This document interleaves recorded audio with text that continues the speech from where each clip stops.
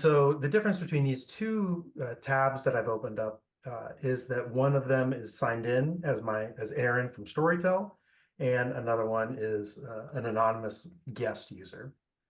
Now, both of these users, my anonymous user and the one where my identity is known, have full access to Storytell.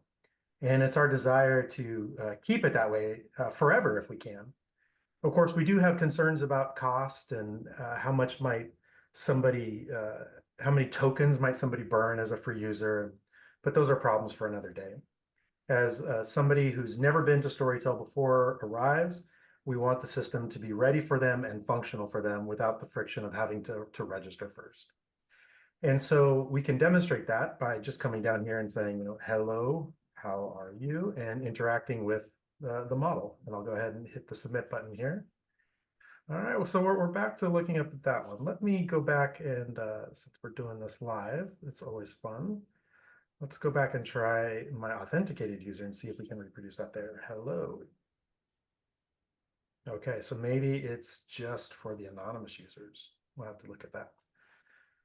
Okay, so as we go back to the homepage, again, it's our desire to allow you to use the system whether you're signed in or not. And up in the top right, you can see that in this instance, I am signed in and I have my avatar. This avatar is sourced from Google. And so if you've taken the time to customize your avatar, you should see your pretty face there, or your cat or your dog or whatever you've decided to make your avatar. In my case, I'm just going with the default A. And as I switch back to the anonymous user, and we close that, you can see it says sign in up here. And so every user who visits Storytell, anonymous or otherwise, has an identity, has a user ID. It's just that we don't know what email address to associate with that user ID. But all of the data that I upload here is still private to that account, even though it's an anonymous account, a Jane or John Doe account, if you will.